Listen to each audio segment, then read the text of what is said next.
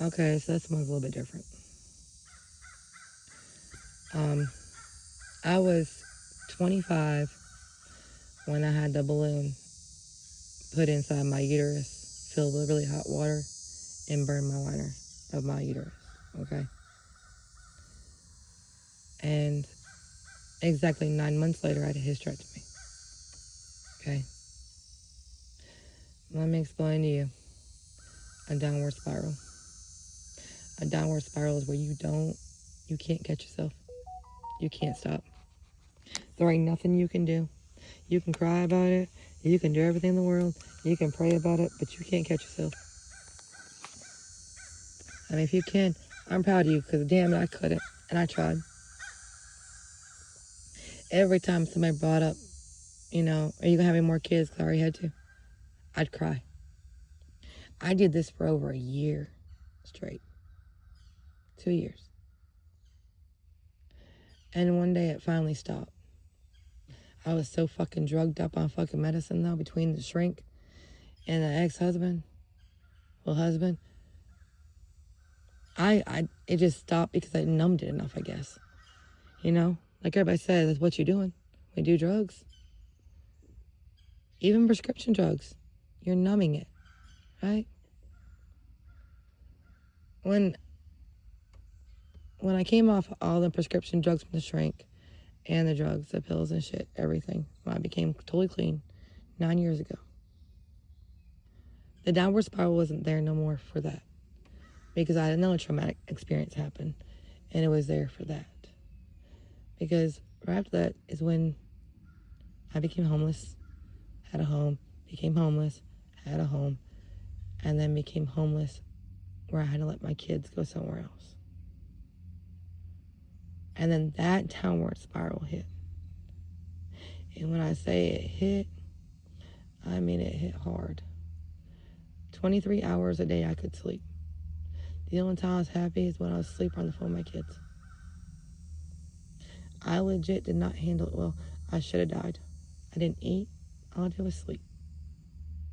I was so upset. I went from being a full-time mom, nonstop, single mom here and there, to no kids. I did what was right for my kids. Do not get me wrong. I thought it was right anyways. Was to make sure they had a home. Even though I didn't. Because I had nowhere to put them. For the first time ever. Okay? But that doesn't mean a good solution makes the job easy. It was hard. It was so hard. And then my brother took away the phone calls. I didn't get to go back on drugs to numb it. You know what I had to do? Feel it. Process it. I started healing then. Didn't know I was healing. I started healing then. Because that's when my rape hit me real hard. Was then. The position I was raped in, I don't like having sex in. At all. And anybody who's been raped understands that, Bernie Bills. There's certain words you can't say to certain people. There's certain positions. There's certain actions you cannot do to certain people. Everybody's different. Everybody has their kicks. Well, I started working on a position with my partner at the time to get me out of the trauma as soon as we get in that position. I think I'm right. Okay? He was not the right one to work with it, but it did help me to start healing on my rape. It helped me. Keyword there. Did not heal me. It did not finish healing me anyways. It helped start the process. But healing my rape was not the only thing I was doing at the time. I was healing my wounds from my kids being gone. That was not easy. That was like a slap in the face. Like, I already had a hysterectomy and went nuts. Then the hysterectomy was in there, okay? So I'm dealing with 3 really bad trauma experiences while dealing with an abusive man. And if you tell me I'm not strong, I promise you,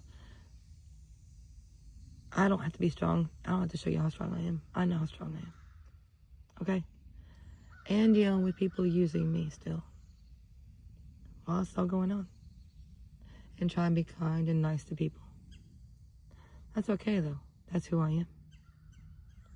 So I started healing that stuff then.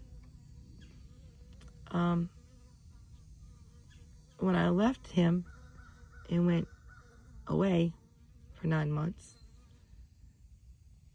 it was better about everything because I'm living alone for a little bit, and then I got a roommate, and it was better about certain things. Like I had healed a little bit more. I had a friend up there when I first went up there though, so I had her, and she helped me with a lot of it. But what she told me was get over my rape. That was the worst thing you could have told me. You don't tell somebody that shit. You don't tell them when to heal and when to get over something and when you've had enough of it. That's not your choice. Your choice is you can hold their hand or shut the fuck up and let them vent, or just tell them you don't want to hear about it. That's it. You have no choice. And that's when I realized she really wasn't my friend. And I was just, somebody to her. And that friend I was 17 when I met her. I'm 40. We stopped being friends after I moved out and asked for the money that she had borrowed back. She had borrowed some money for a dog vet and some other things. I asked for it back, and her husband got mad. I asked for the money back that she owed me. And she didn't completely pay me back either. But I told her we were good as soon as she gave me what I needed. I had no choice. I was broke. I needed help. You owe me money. What am I supposed to do? Not ask for it back at any point? You got all kinds of money. You buying all new rugs, all kinds of new shit. You can give me some money back. Okay? I get that I lived in your house stuff, but that wasn't part of the agreement me living there. It was me paying for food and stuff while living there. And I did that. So anyways, I lost that friend. That shortly after that's when I moved back to the ex-boyfriend. And I didn't go into a downward spiral. I could have, especially moving away from the ex-boyfriend. I could have. I went out a couple times, had a couple drinks. I could have went into a downward spiral easily and became a drunk. I had nothing stopping me no more. Because my ex wasn't there telling me not to drink. The kids weren't there. I don't know how I didn't. Because at that time I was still mad at God. I believed in God. I always have. But I wasn't praying and surrendering and asking for help and healing. I wasn't doing any of that. I was healing kind of like by accident. Like I was forced to. That type of shit. Like I was just forced. But I needed it. And I was forced to heal more than one thing at once. And I did it as well as I could. But when I went back to him, it was hard because of him cheating. And then the verbal abuse again. I got used to not hearing shit. I ain't gonna lie to you. I got used to not hearing shit. I got used to his sweet, kind voice on the phone, telling me how much he loves me and misses me. All the sweetness that was there when I was gone. Just so I would send money to help him pay bills.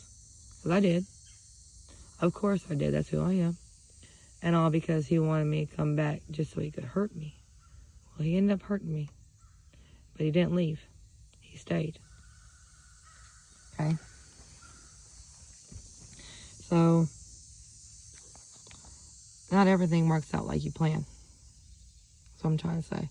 And you don't always heal all at once. You heal certain things at once sometimes. Sometimes you get multiple. Sometimes you only get one. Some people only go through one traumatic experience their whole damn life. Have a peaceful childhood and have a peaceful rest of their life if they heal from it. Some don't.